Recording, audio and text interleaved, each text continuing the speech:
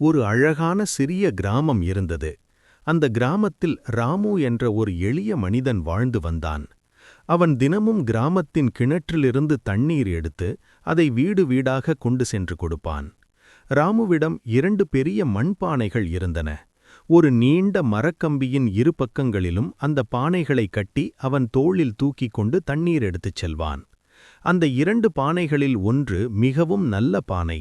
அது எப்போதும் முழு தண்ணீரையும் வீடுகளுக்கு கொண்டு சேர்த்துவிடும். ஆனால் மற்றொரு பானை சிறிது உடைந்திருந்தது.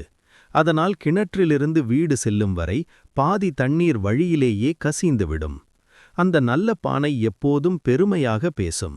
நான் தான் ராமுவுக்கு மிகவும் பயனுள்ளவன், நான் தான் முழு தண்ணீரையும் கொண்டு வருகிறேன் என்று அது பெருமைப்படும். ஆனால் உடைந்த பானை மிகவும் சோகமாக இருந்தது.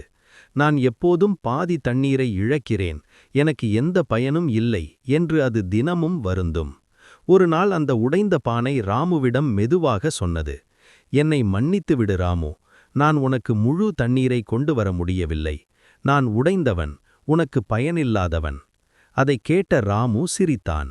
அவன் சொன்னான், நாளை காலை நான் கிணற்றிலிருந்து திரும்பும்போது பாதையை கவனமாக பார்த்துக்கொள். அடுத்த நாள் காலை ராமு தண்ணீர் எடுத்து வரும்போது உடைந்த பானை வழியை கவனமாக பார்த்தது. அந்த பாதையின் ஒரு பக்கம் முழுவதும் அழகான பூக்கள் மலர்ந்திருந்தன. சிவப்பு, மஞ்சள், நீலம், வெள்ளை, பல நிறங்களில் அந்த பூக்கள் காற்றில் ஆடின. அந்த வழி மிகவும் அழகாக இருந்தது.